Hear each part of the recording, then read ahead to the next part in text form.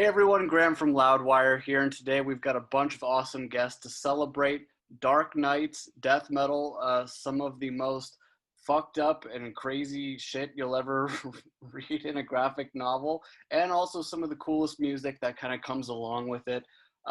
Everybody, please welcome Tim McIlrath from Rise Against. Thank you so much. Awesome composer Tyler Bates, thank you so much. And Greg Capullo, who does all the original artwork. Guys, I have one question to start this off with, and it's sort of a philosophical question about Batman. When it comes to you guys and your personal opinions, do you think that Batman should kill or not? I'll go first. I don't think he should kill, and I'll tell you why. Because if Batman ever were to kill, he would be the bloodiest of the bloody. He would be on a killing rampage that would never stop. He'd make the Punisher look like a pussy, because he would be the best killer, and he knows if once he crossed that line, it's over, and then he becomes exactly what he's been warring against. So that's why he can't cross that line. He would be forever changed. Gotham would run red constantly. Yeah, I have to agree with Greg there.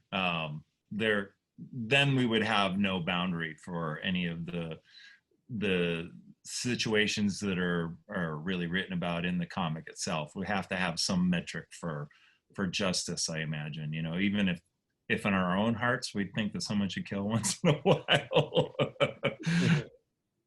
But he's already pathological, you know what I mean? So it'd be too intense if he were to cross that line. Tim, what do you think about Batman killing? To kill or not to kill? You know, I think that heroes and villains, they need to play by different rules, and those different rules are from heroes and villains. Because if you erase that line, then you kind of blur the line between those two roles.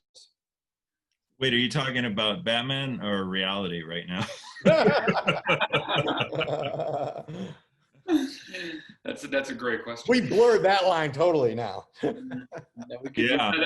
But that's a good point too, because I think there's a lot of reality in what you guys are putting together, you know, and that reality is being blurred, and it's certainly in the times that we're living into. That's what made this so exciting for a band like us to do it. We are immersed in punk rock, but also in politics and activism and what the landscape of culture. And I think that art can tell those stories so much better sometimes than like the news can tell it, you know, or our politicians can tell it. Like, I feel like the story is what really hits people, especially people who are polarized, you know, because once we are entrenched in our sides, you know, few things will bring us out from our side. But I think one of those few things are stories, and that's music as a story and art as a story. And this story, you know, this graphic novel is a story. Yeah. I agree with that. I mean, you still always will have some element of bias, because, you know, we all have our personal bias. But I think overall there's more honesty in the storytelling than you'll find in the news. You know, and it's more visceral, and it comes from your guts, and it comes from your heart and your soul. And that alone makes it more honest than anything you're going to get, you know, elsewhere. Absolutely. Let's stick on that topic for a little bit, because of course Rise Against commits the new song Broken Dreams Inc. To this franchise, and it is a song that speaks to a lot of relevant issues that are affecting us right now. Automation is one of them that I like to hear people talk about, because I think that's very important to talk about that. But when it comes to a song that's so rooted in reality, how does that fit in with the Dark Knight's world? I think that, you know, as artists, and we're all artists here, you take reality and you put it through your own filter, through your own lens, and you present it in the way you might see it. And that might be the way you see it, like in your deepest, darkest dreams, or some exaggerated form of, or the best way that you can communicate what you see. And for that, you might be an artist, you might be a composer, you might be a writer, you might be a songwriter, but you take the language that you speak most proficiently, and then you project that onto an audience. And then as an artist, you just keep your fingers crossed there's an audience out there that connects with it, that understands what you're doing, because you want to be understood. And so I think that they're like, this is all storytelling. You know what I mean? This is what we're all doing here. You know what I mean? Whether it's with a pencil or a piano or a guitar, we're just telling stories, and that's an age-old method of communication. Absolutely true, man.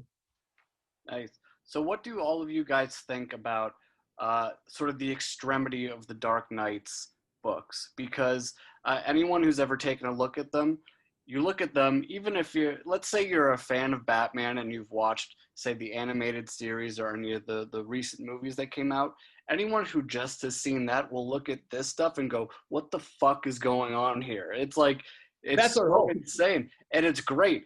You guys are pushing the limit in a perfect way.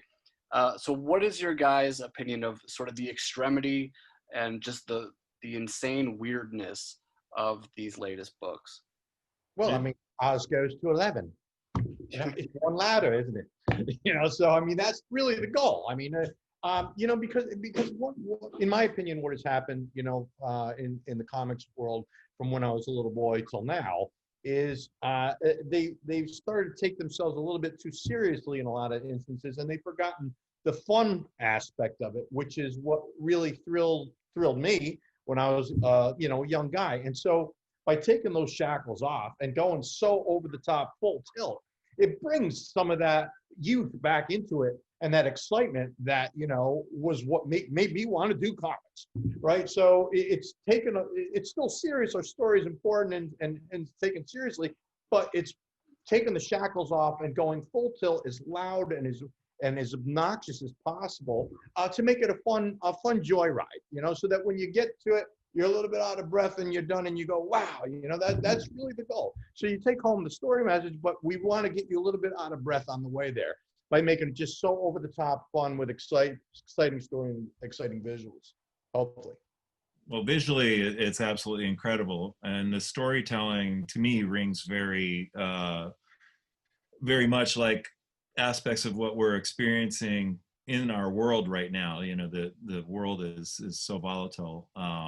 Well, even us putting Swamp Thing the way he started looking, burnt out. I mean, that's climate change, the rainforest on fire. I mean, everything is centered around our reality right now. Yeah, it's like a microcosm of that. It's interesting. Yesterday, I was having a conversation with one of our label partners for our soundtrack, and he was asking me about, the song "Broken Dreams," and he's like, so what do you think about?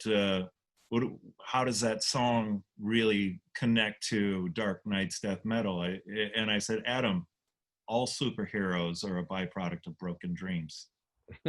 Whether they fight for good or they fight for evil, they're still a byproduct of broken dreams. And I think a lot of people are experiencing some of that within themselves right now. Some of the thoughts that we process may not even be characteristic of who we believe that we are innately, but the extremity of the polarization of our country and our world has brought that up in us. And I think we're all kind of trying to deal with processing those tight thoughts and emotions.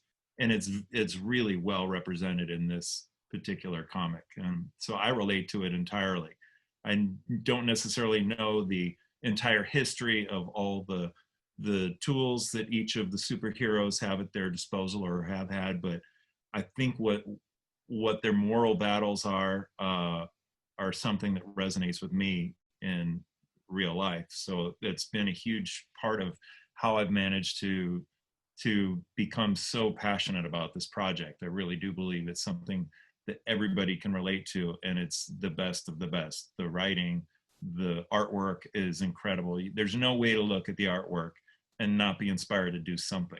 No, if you're an artist, there's no way. Turn pink. Seriously, man, there's just no way to look at it and not have some inspiration to create.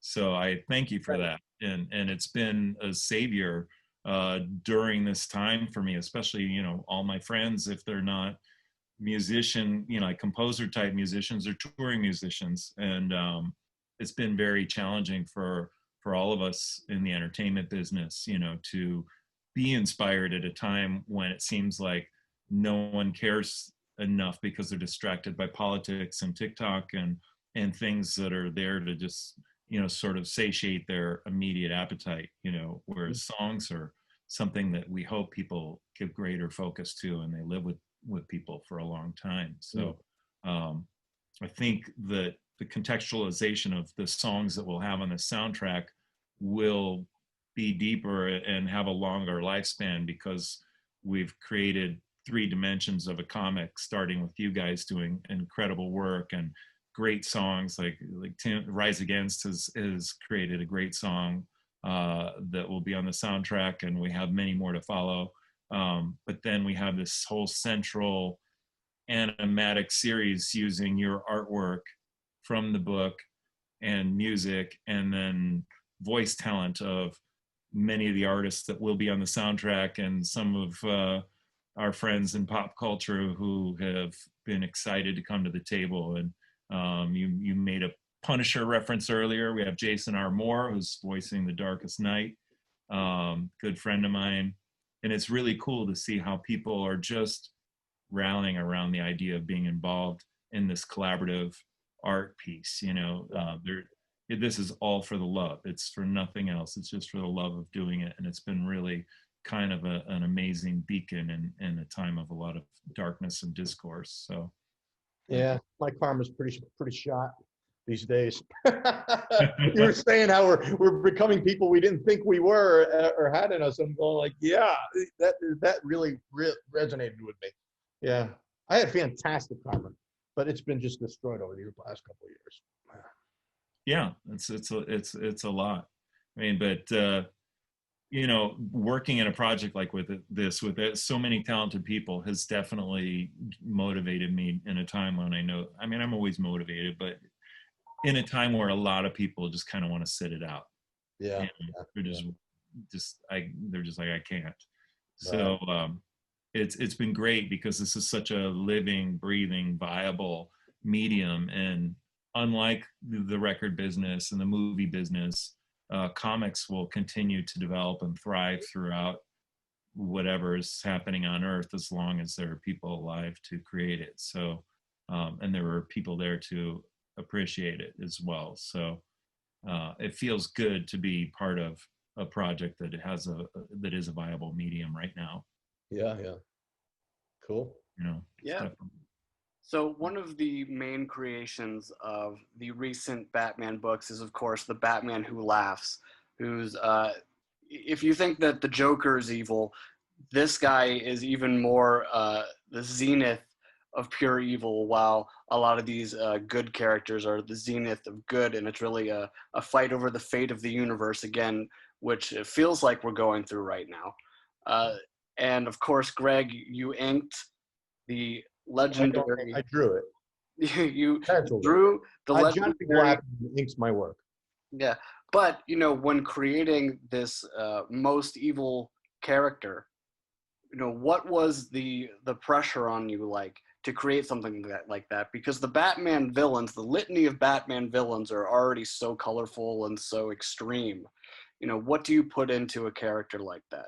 I will tell you, I when I'm creating new, I feel zero pressure. It is the closest to when I was a little boy on the floor of my sketch pad, free to just create out of my mind. It's the closest to that period of my life. So it's not even a thought of pressure and I have to do this. I mean, I'm glad that that character was so well received and he's so popular in the cosplay and building toys and statues. But when Scott told me the character and suggested, you know, some visual ideas, you know, I just do my thing, man. I just go, what do I feel about that? And it just comes out, man. It's really, when I create all this stuff, it's just intuition. I really don't, I go, you know, what's their name? And, you know, just like Spider-Man. Okay, it's a spider, so webs, you know, crawling. And it's that simplified in my head. I just keep those there and start moving my pencil. And usually, and this is not even, you know, bullshit. I mean, usually my very first impression is the one that sells the day. I very rarely go through multiple stages. And usually my first gut instinct is the one that catches fire and we go with it. So I don't know, man. No pressure. That's all the fun. Deadlines are the pressure. The creation, that's just the joy. You have the best job. No one's focus grouping your work, man. It's awesome, and that's why people love your work. And I would love to see more of that really take hold in film. But oh yes. But when you can really work knowing that you have the full encouragement to engage your imagination and come up with the greatest thing that you are capable of, the thing that you love the most, your work is going to resonate with people, and it's transcendent. I mean, you feel it, you know it, so it's manifested. So I think that, you know, that's definitely something we need to do more of, because the focus groups are going to be really kind of skewed anyway after everything we've experienced this past several months, and it's going to go on for quite some time. So yeah, but yeah, man, kudos to you. It's like I said, your work is really inspiring, and Scott's too. Like, you guys have really hooked me in. Like, when I did the movie Watchmen years ago, and I did not read the graphic novel because I didn't want the weight of that on my mind, because I know there's no way I could do the score for that movie without pissing people off. So I figured I'm just going to do what I think is right for the storytelling and what I feel and what I love. And that's, you know, how you're describing your approach to your work. And I think that you come up with your best stuff that way, you know? Yeah. Yeah, that's really cool. It's exciting to hear that that's how you're approaching your work every day. I'm working more toward that every day myself. And listen, and there's not a lot of time to give it a lot of thought. You know what I mean? The clock's ticking. You know, you just go, man, just go. Yeah. Right. Yeah. I think I heard Zach Wilde say a long time ago, if you think, you stink. You know, so you just got to rip it into it, you know, and go with the gut, you know. It's true. And you just get better on your feet. That's what you do. Yeah, exactly. Right. The more you do that thing. So you know how to get to the point of your idea much quicker if you can just answer to yourself. Mm-hmm. You know, it's the outside voices that have a tendency to dilute or convolute our work, you know. Mm-hmm.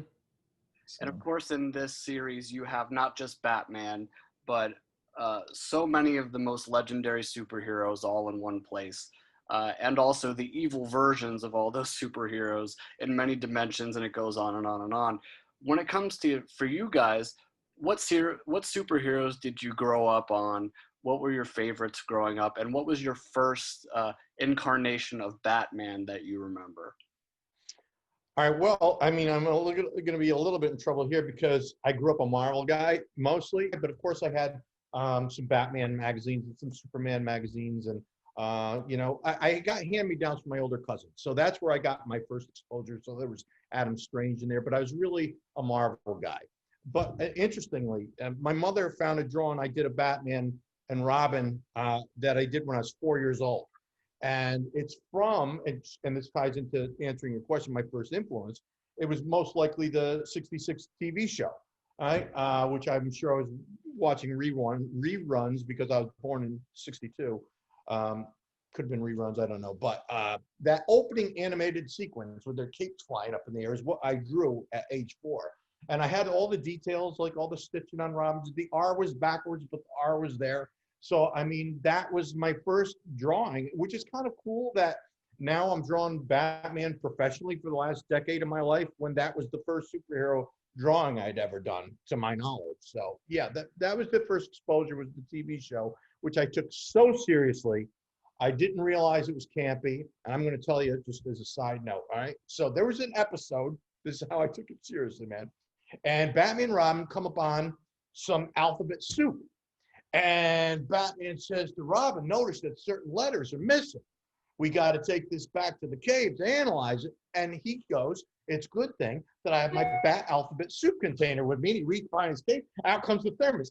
I took that so seriously. There we go. He carries around a thermos just for this purpose. And there was a computer meant for alphabet soup back in the cave. You know, I didn't realize. Wow, I just thought that was awesome. So yeah, that stuff I didn't realize it was tongue in cheek, and I took it so seriously. You know, and now I show it to one of my sons here, and he's kind of old, and I go, oh, he'll probably think it's corny, But now he gets the jokes, and he goes, everything has a sign, and he's like, Jesus Christ, that's got a sign. Everything has a sign. Everything has a label. It's like a label maker, out of control in that show. But yeah, so that was it. I'm rambling on. Same for me though. Same show. Yeah. That was it. I Take watched it all seriously? the Adam West stuff. Yeah. Did you take it seriously as I did? No. Oh. but Well, you you're a know, touch older, right? You're just like by a couple of years. I'm younger than you, man. Come You on. are? Yes, I am. Oh shit. Well, all right, then you're smarter than me. How about that? Well, Smarter, I wouldn't better go that looking. far. There you go. Younger, smarter, better looking. I wouldn't go that far, but anyway. No, but we're in that era together, the analog era. So Yeah. yep, that's And how about you? Favorite superheroes? What's the first Batman you remember? Oh man, I remember watching the reruns of that show that you guys were talking about. So it was fun and campy, you know. But strangely, like you couldn't look away. You know what I mean? Like it somehow had the perfect rhythm to it that kept you hooked in to every single scene and kept you coming back after the commercials. You know what I mean? Like because certainly by the time I was watching it, there was much more highly produced shows out there. But something about that show, definitely it touched on something and it kept people watching. I mean, the fact that we're saying reruns, it was a rerun for so long, it was like Kiss before Kiss actually happened. Yeah, yeah, you're right. Yeah, and it was like Adam West was like he was such a stoic character wearing that getup. You know what I mean? He managed to somehow combine those two, the stoicism of almost like a president, and then but then you look at what he's wearing and what they're doing. Everyone kind of ignored that. It's funny because I have an older sister, right? And so she had all the teen magazines of that era, and those guys were studs. The girls went crazy for those guys, Right? Yeah. She had all these black and white magazines and pictures cut out and taped up on her wall along with the Beatles and stuff like that. It's like, yeah, they were hot stuff. Yeah, how much that has all changed. Yeah. All right. And last question for you guys, maybe the most important question that you could ask is best Batman villain of all time. What do you think? Oh, come on. That's kind of like the easy one, right? I mean, probably the Joker because, he's like a direct reflection of Batman. They have so many parallels, those two characters. And, Scott is written in such a way where they kind of can't survive without one another. And it's almost like this weird love affair that they have with each other. We've done that in a couple of our storylines. We've portrayed that. And in fact, when I forgot which storyline because I've done so much, but they're dying in this cave alone, and they're bleeding because they've had this massive fight, and as this blood is pooling around them, I made it into a broken heart shape. So if you're paying attention to imagery, you have a broken heart, surrounding their broken bodies to symbolize that love affair. So I would say that if Scott was here, he'd tell you the most challenging one is the Riddler because he's so smart and has the ability to outthink Batman. But I think he would agree with me that Joker is probably his most important villain. I concur. Yeah, I'd agree. And I have to say, I love how Charles Fleischer portrayed the Joker in our little animatic series too. He's a buddy of mine, and I didn't expect that he would throw down the way that he did, but he sure did. Yeah. Yeah, he sent his performance back 15 minutes after I called him. Wow. But he and I have been friends for years, and so. I did expect him to give a cool performance, but it really, really made the Joker awesome in that first episode. Well, Greg said there seems like Joker is the villain, and then the other villains are always sort of minions of Joker. You know what I mean? So it's that seems to be he is the broken mirror reflection of Batman, and in a way I'm sure it's in a way it's sometimes it's our enemies that define us, and where would Batman be without Joker? There's something about his existence that forms your personality. It would be if you were a fireman and something happened where there was no more fire on the planet, you would, you know what I mean? You would be happy that there was no more fire because it's not hurting people, but your whole sense of purpose would be diminished. All you'd have left is beer drinking. I know some firefighters. There you go. Yeah. I'm down for the beer, but there's been a little too much beer during this time lately. Oh, no kidding, man. No kidding. I think I got a COVID-20 going right now, but but yeah, this has been really cool. It's good to see you guys and feel even more connected to our work here daily. So yeah, I can't wait to see what you guys have been working on. Like obviously it's such a tiny part of it, and you guys have been loving and laboring over this thing for a long time. So, but the more glimpses I get, the more excited I get about it, and the more excited I am being a part of it. Awesome. Can't wait to hear the tune. Yeah, I can't wait to see the end of this series right now, everybody. There are 3 of the novels out right now, 4 more coming if I've got my math right. Yeah. And it's going to be some crazy shit, I'm sure. Oh, you are sure, yes.